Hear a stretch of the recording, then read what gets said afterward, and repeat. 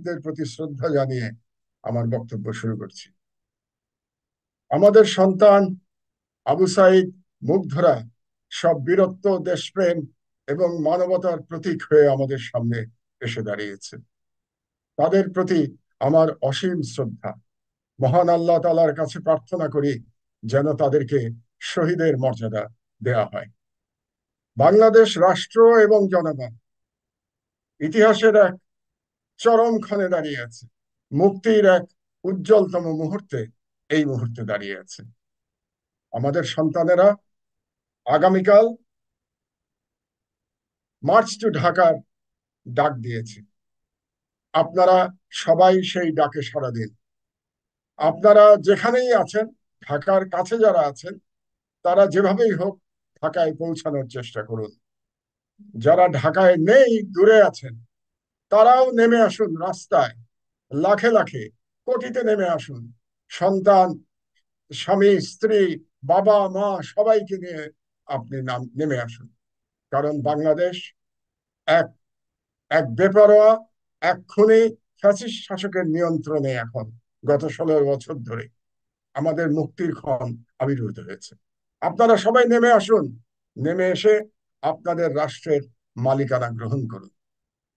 এই খুনি সরকার তাদের পেটোয়া বাহিনীকে লেলিয়ে দিয়েছে এবং শুনতে পাচ্ছি সেই পেটোয়া বাহিনীর সঙ্গে ভারতীয় গোয়েন্দা সংস্থার কিছু লোকজনও অটোমেটিক ওয়েপন্স দিয়ে গুলি চালাচ্ছে আমাদের সন্তানদের উপরে।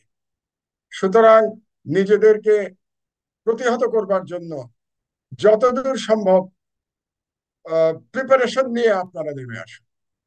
সবাই নেমে আসুন যাতে আপনারা সেলফ ডিফেন্সে নিজেদেরকে প্রতিহত করতে পারেন। তবে একটি জিনিস মনে রাখবেন, এই খুনি হাসিনা বাংলাদেশের চলমান গণতান্ত্রিক আন্দোলন, এক মহান আন্দোলনকে ভিন্ন পথে পরিচালনা করবার জন্য একটি সাম্প্রদায়িক দাঙ্গা বাঁধিয়ে দিতে পারে। আপনাদের সকলের দায়িত্ব হচ্ছে এই সাম্প্রদায়িক দাঙ্গাকে ঠেকিয়ে দেওয়া, যদি শেখ হাসিনা এই ধরনের কোনো কূটকৌশল গ্রহণ করে। আমি বিশেষ করে মাদ্রাসার এবং যারা ইসলামী শিক্ষায় শিক্ষিত ছাত্ররা আছেন, মাদ্রাসার ছাত্ররা আছেন, তাদেরকে অনুরোধ করব, আপনাদের মহান দায়িত্ব, ইমানি দায়িত্ব এদের এই সংখ্যালঘু সম্প্রদায়কে রক্ষা করা এবং তাদেরকে সহযোগিতা প্রদান করা, যাতে করে খুনি হাসিনা সরকার আমাদের এই মহান, এই নিরস্ত্র বিপ্লবকে যেন ভিন্ন পথে প্রবাহিত করতে না পারে। আমি আজকে সকল রাজনৈতিক দলের প্রতি আহ্বান জানাচ্ছি, ডান বাম নির্বিশেষে, বিএনপি, জামাতে ইসলাম, হেফাজতে ইসলাম, সবার প্রতি আহ্বান জানাচ্ছি, এই মুহূর্ত আপনারা নষ্ট করবেন না। সবাই মিলে আপনারা সম্মিলিত ভাবে এই শেখ হাসিনা নামক দানবের কাছ থেকে বাংলাদেশকে উদ্ধার করুন। বাংলাদেশের জনগণের মুক্তি আনুন। বাংলাদেশ রাষ্ট্রের স্বাধীনতা ফিরিয়ে আনুন, যেই স্বাধীনতা শেখ হাসিনার মাধ্যমে দিল্লি হরণ করে নিয়ে গেছে। আর আমি বিশেষ করে আমার মাদ্রাসার যে সমস্ত ছাত্ররা আছে, আমার সন্তান তুল্য, তাদের উদ্দেশ্যে বলতে চাই, একটা ইসলাম বিদ্বেষী সরকার গত 16 বছর ধরে একের পর এক গণহত্যা চালিয়েছে। বর্তমানে আরেকটি গণহত্যা তারা চালাচ্ছে। আপনারা নিশ্চয়ই শাপলা চত্বরের গণহত্যার কথা ভুলে যাননি। কাজেই আপনাদের প্রত্যেকের ইমানি দায়িত্ব সেই রক্তের বদলা নেয়া, সেই শহীদদের রক্তের বদলা নেয়া, যারা 2013 সালে শাপলা চত্বরে শহীদ হয়েছিল। কাজে আপনারা সবাই মিলে, সবাই, ছাত্র শিক্ষক, আপনারা নেমে আসুন। আগামীকাল, আগামীকালই একটি চূড়ান্ত ফয়সালা হয়ে যাক। আমি সেনাবাহিনীর প্রতি আহ্বান জানাবো, 1/11 পর থেকে আপনারা অনেক ভুল করেছেন। আপনাদের ভুলের কারণে বাংলাদেশের স্বাধীনতা আজ দিল্লির কাছে চলে গেছে। এখন একটি সুযোগ এসছে আপনাদের এই স্বাধীনতা পুনরুদ্ধারে জনগণের পাশে এসে দাঁড়ানোর এবং আপনাদের যে ঋত গৌরব, ঋত সম্মান, সেটা পুনরুদ্ধার করবার জন্য। কাজেই সেনাবাহিনীর প্রধান সহ আমি প্রতিটি অফিসারের কাছে আহ্বান জানাচ্ছি, আপনারা জনগণের পাশে এসে দাঁড়ান এবং স্বৈর শাসককে বলে দিন, আপনার সময় শেষ, আপনি এখন বিদায় গ্রহণ করুন। বাংলাদেশের মালিকানা বাংলাদেশের জনগণের কাছে ফিরিয়ে দিন, না হলে ইতিহাস আপনাদের ক্ষমা করবে না।